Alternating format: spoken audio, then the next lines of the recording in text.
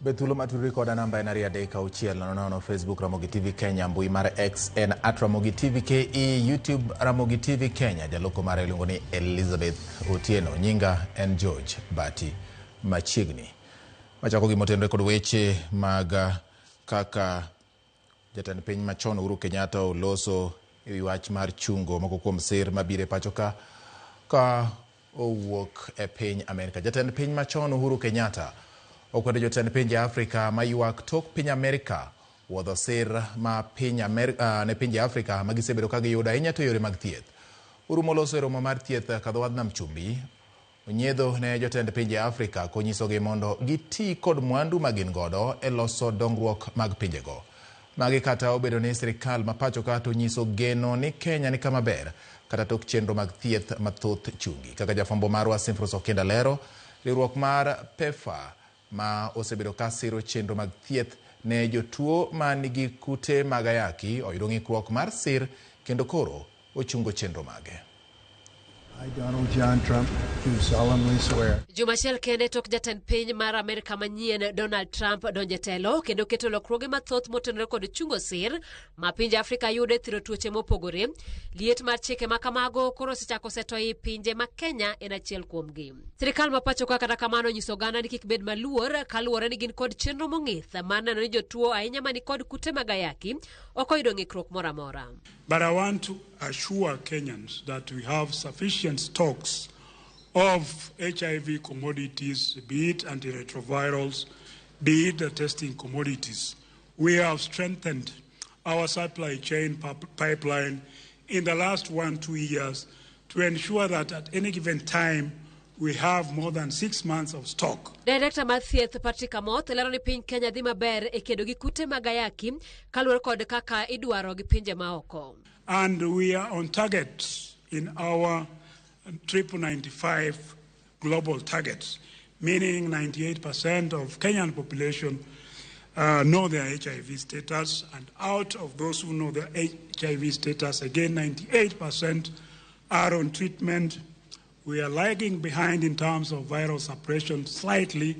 We are at 94% against a global target of 95%.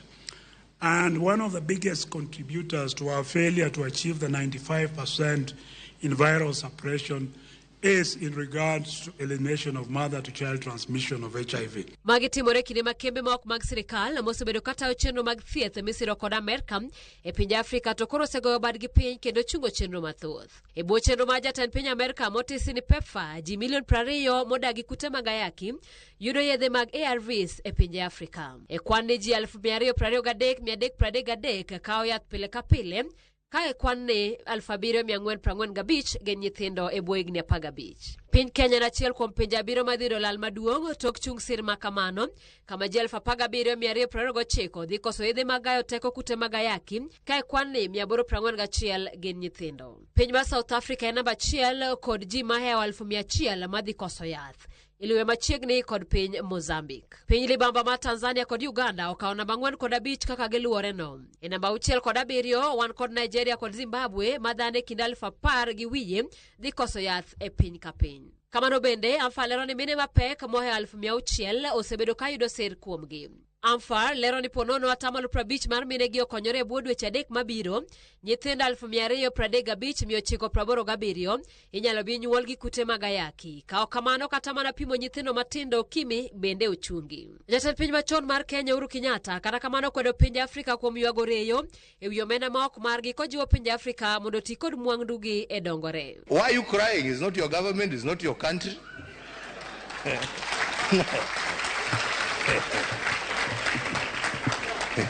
He has no reason to give you anything.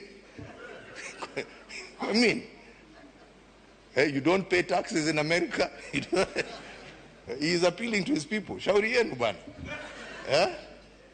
This is a wake-up call for you to say, okay, what are we going to do to help ourselves? Instead of crying, tujiulize, what are we going to do? Haya ametoa hiyo pesa, sasa tutafanya namna gani jameni? What are we going to do? Yeah? To support ourselves. Because nobody is going to continue holding out a hand there to give you. It is time for us to use our resources for the right things. We are the ones who are using them for the wrong things. Yeah? The bullets and the guns we buy, we're not given for free. We buy them.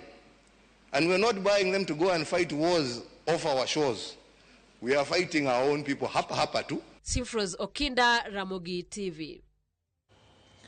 Kodhi nyime nyako Ramogi, en midhiero ni jotije mag riwruoge mopogore opogore ma isiro kod sirikal mar piny Amerka ka koro moko kuomgi osechungie tich nikech chik ma sirikal ogolo mar chungo kony ma osebed kabiro kata kadhi ne pinje mag Afrika. E piny mangima sir mar Amerka kokalo kuom riwruok mar PEPFAR ochiwo tije ne ji maromo